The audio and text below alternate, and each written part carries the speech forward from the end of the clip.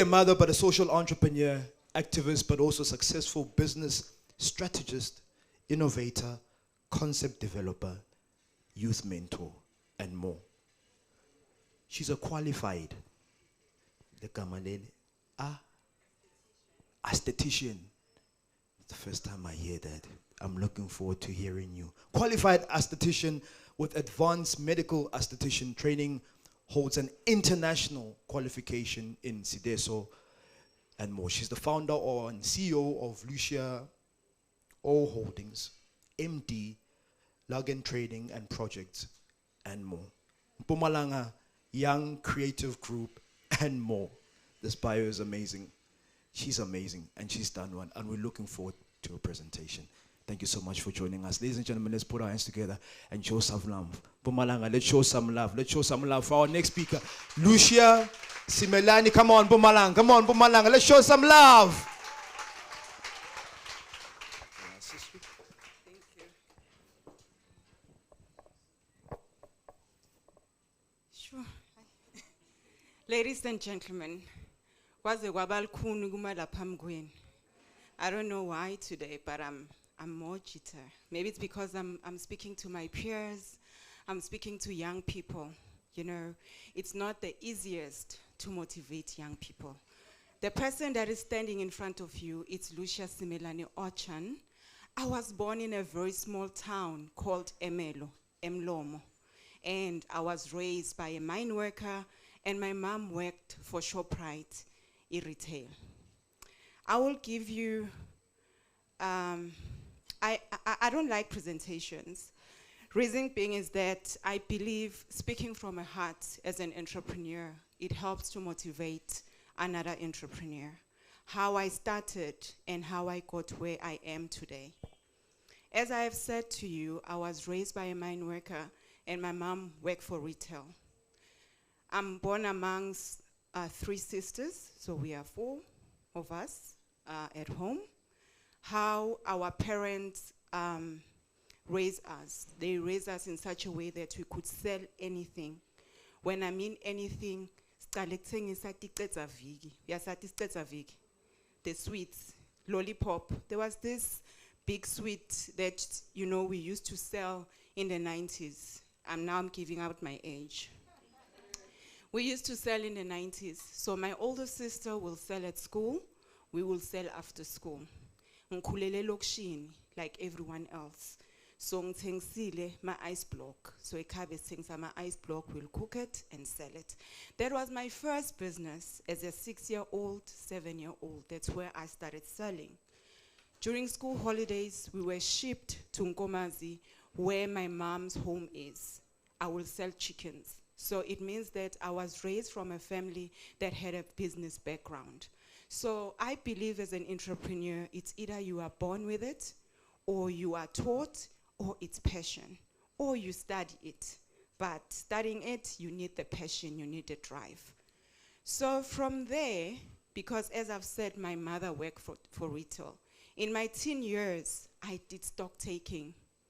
Stock taking, month end, my mom will make sure with a group of friends will go to ShopRite and go and count stock. My first salary was 50 Rand. That was my first salary. That's where I started. From there, I did work. It's not like I went straight to business. I did work because I believe as a young person, you go to tertiary. From tertiary, you need to be employed. That's where I started. My first employer was Radio Texas, where I was a newsreader. From there, I moved to Matamo Cultural Village as their public relation officer. But I remember correctly when Matamo started, it was a field, there was nothing. Matamo is situated in a border between South Africa and Eswatini. In that border, there were tourists that were passing. Then I saw an opportunity to say, you know what? These people, they spend between 15, 20 minutes to make sure all their passports are stamped, and there's nothing that they are doing. I started selling coffee. That was my first business. Remember, I was employed. I started a business within a business that I was employed with, because I sat down with my boss and I said, this is an opportunity that I'm seeing. Can you please give me? He said, do so, which I did. Then they ended up having what? A coffee shop. It was my idea, my business. To move fast forward, I was employed by government. I did work for government. I did work for one department that everyone doesn't like, Department of Home Affairs. I was an immigration officer. I was stamping passports, next, next, next. You know, I remember sitting down and said, this is not what I wanted. This is not what I have planned in life. I wanted to be something bigger. And I loved beauty since from a young age. I started researching, what is it that I can do? The first business that was formal that I started, it was a hair salon. I owned a hair salon in a small town called Malelane. I was an employer by the age of 25. I employed young women that were doing hair, doing nails. On top of that, I did retail within my business. I was retailing Brazilian hair. Nyawakumbul. You know, Brazilian hair, they started around 2004 entering. I was the first one to sell. So I was selling Brazilian hair. I will cross the border, go to Mozambique, stock, come back. Mozambique, not even stocking in South Africa. Go to Mozambique, stock, come back and sell. But the biggest mistake that I have made as an entrepreneur to give credit. For me, I believe if you run a business, make sure when you give credit, you will get your money back. So I had to follow people, sell to close friends. They never paid me back. I stopped selling because of that. I opened a small boutique because I love clothes, I love shopping, and I saw that I was, you know, overspending. I started a boutique, I started selling clothes. That's where I started. I closed my boutique because nakhona benginzani, I will give credit.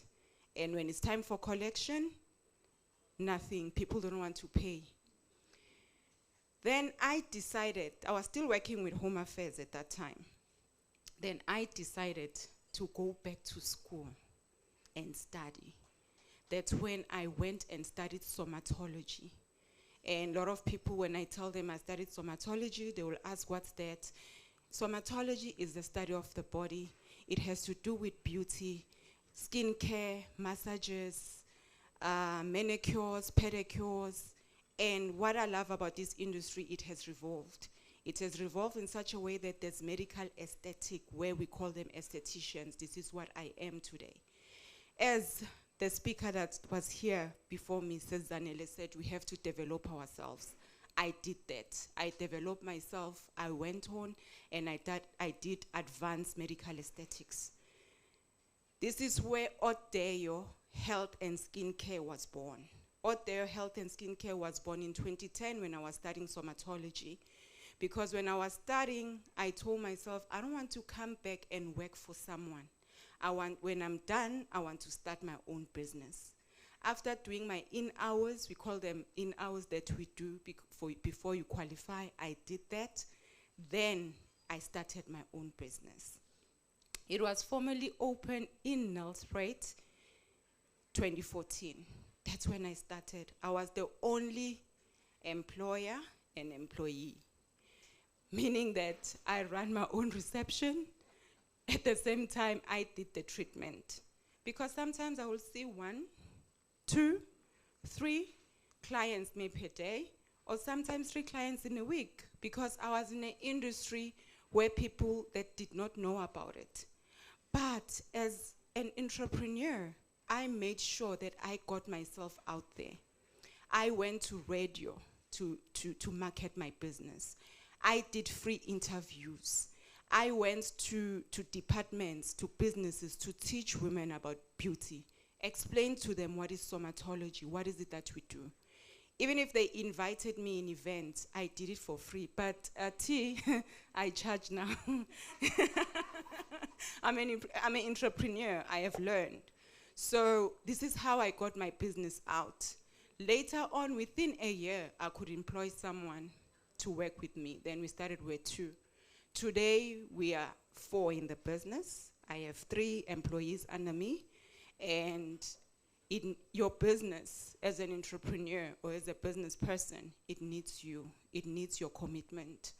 You need to be physically involved, because if you are not, then your business is not gonna make it. I want to talk also about pre-COVID and post-COVID. Remember, all of us, when COVID hit, we didn't know what was going to happen. The line of business that I was in, it was, how can I put it? It was hit the most because we had to close immediately. Reason being is that we are in a close contact service. Just imagine you had a business that was operational, it's doing very well. Now you have to close. You don't know how long you're going to close. We closed. Post-COVID, now we are back.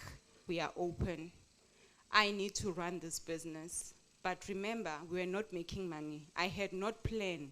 As you have said, we have to save. I had saved, but I couldn't give my landlord my saved income because I was thinking about building my business. I was owing about 150,000 of rental. When I came back, my landlord told me they want the money. It's either I pay them or they close me down. I was given 30 days to close. But because I believe in God, I believe God is there all the time, because all of us, we must believe in something that we believe in. I said, God, you know me and you know how much I want this. You won't believe, post-COVID, God opened up an opportunity. My business was able to buy its own property. We're no longer paying rent. We're owning our own property. That's where we are situated, Plaza 10, 52 Brown Street. Till today, we are open. How did I survive within COVID? Because we couldn't sell. I started selling the products that were in my clinic, my stock, to clients, delivering. And one thing, I was one of those who sold umhlonyan. How many of you sold umhlonyan? Yes, I sold Artemisia because I understand what is Artemisia. I studied plants, so I know healing plants. So I was one of those who sold umhlonyan in COVID, and I made money. I made money understanding our people believe in herbs. Up until today, it's the one that sustained my business. I believe as an entrepreneur, if I didn't think outside the box, I don't think I'll be standing here today. During COVID, as an entrepreneur, because I think outside the box, I established my products that I wanted to do all along, which is called Nabongwani Naturals. It's a skincare product because I saw a gap within my industry. The product that I stock is from outside the country and it's very expensive. Our local people, they cannot afford. So what I've done is I collaborated with a manufacturing company within South Africa so that my product can match the product that I'm stocking in. So today, I'm a founder and owner of a skincare product that I understand, that I can explain to you, which is natural, that I'm doing. So I believe as an entrepreneur, if you put your mind in what you are doing, or if you dream bigger and follow your dreams and be passionate and develop yourself and be committed and be disciplined, you will make it. You talk about long-term and short-term goals. I do that. I wake up in the morning, I plan. The plans that I revisit is my short-term because I believe those are the plans that are easier to do. Something that is difficult for me to achieve, I push them to long-term. Short-term is what I can achieve now.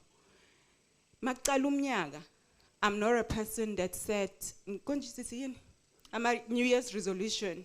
No, I go back and look at what I said last year.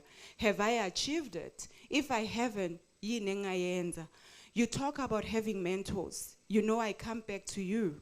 She's one of my mentors. I call her my mentor. Sometimes I call her my mentor. I go back to her. I ask, I go for skills development. Up until today, I'm still learning, I'm still studying. I go for seminars, within my industry. You know, take up space. If you hear there's a seminar, go for it. It doesn't matter. Minang attend a seminar about agriculture. Hey, I don't know, but I believe they've helped me. They didn't pay me anything, but I've learned something from those seminars. I've traveled to China. I've traveled to India just for seminars, and I've learned from B2B, business to business, from people from different countries. Maukona uafoda, and not that government has funded me. No, I had not been funded by government. I'm self-funded, and what I do is I reinvest in my business. At the same time, I check what is new that I can invest in. So I won't be long. If you guys would like to interact and you guys would like to ask some question, I will take maybe 1 or 2 questions or 3, then I can sit down. Thank you.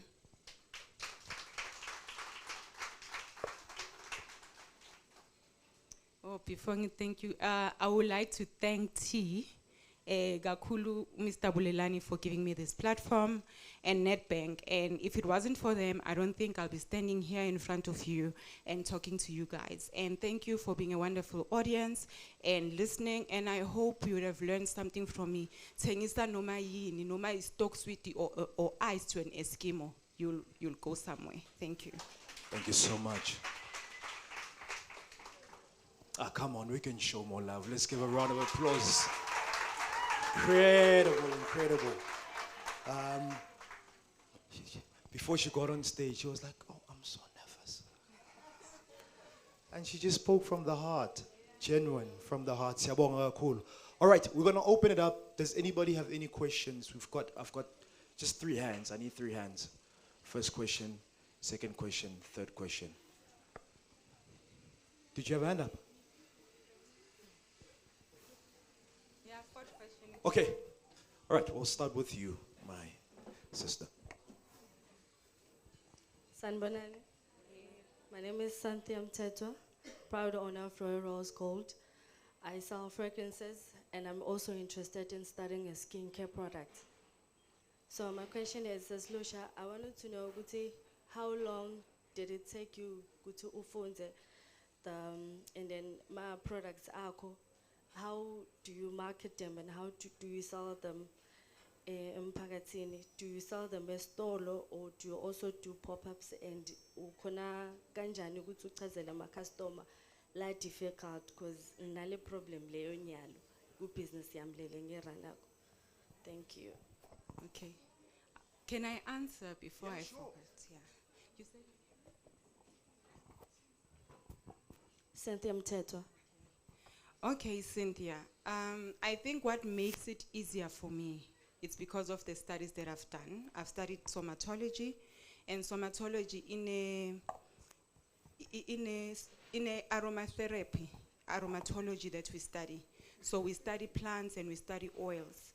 I keep the products in my clinic, but I'm using social media as well to reach other clients that do not come to my clinic. I haven't started doing pop-ups because it's just a year where we have developed and started selling the product. If you would like me to assist you and mentor you, I can do that. And I can also refer you to schools where you can continue to study because there are courses that you can do. Thank you.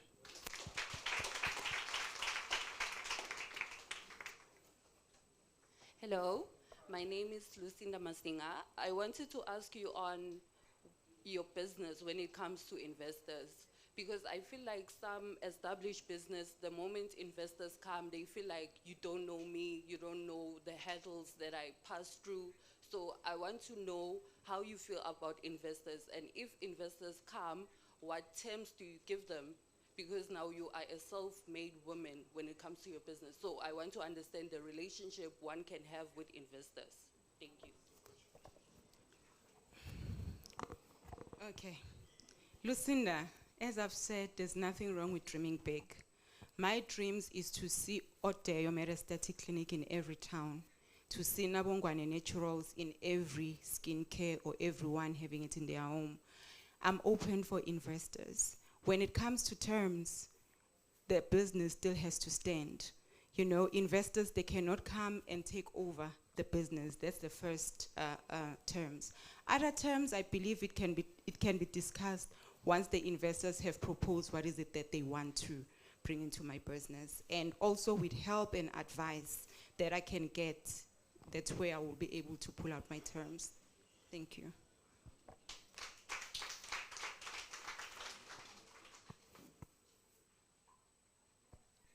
Yes. Sanbanan. Hello. Okay, Tracy Nyati. I just started a company of laundry and cleaning services. So, since you spoke about your products, my question is that, do you mind, or are you open to sharing the contacts? Because my long-term goal is to having like my own products that I can use in my cleaning company. Are you open in sharing maybe that journey of how you got to know the manufacturing company and so on, so that, yeah. Okay, I will simply refer you. We have CEDA in the province that can assist you, and because they have that program of developing products. So kindly visit them, and they will refer you. They will also refer you to schools in Pretoria that will help you to manufacture your own product. Yes, I am open for an advice. Thank you.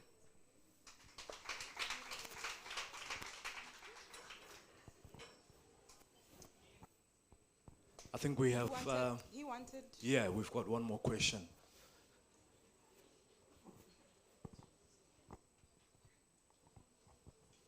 Norman here from Evergreen Aging. From? Evergreen Aging, terrariums. So I wrote here that apart from the business itself, sometimes as entrepreneur we solely focus on building products with agency to put it out there so that people can quickly buy them. But then we forget about customer segmentation. So you've sold a lot of things in your life, right? And every single one of them, sure, like somatology is also a niche, has a niche market. So what would you say is the best way to segment your business? Segmentation. What is the best way? Yeah, to segment your business. And maybe like try to incorporate insight in your answer for customer experience. Sure. You know what, as you have said, somatology is a niche business. And being a niche business, the business that I'm in, it's more self-marketed. And when clients come, you have to make sure that you are more professional than more than anything before you even sell that product. As you have said, we are quick to put our product out there. You really need to understand, the ingredients that are within the products before you even put it out there. So when our clients comes in, that's where we start. It's not about walking in and picking up a product and going out. So there's a whole lot that goes in within the business. I don't know if I've answered you.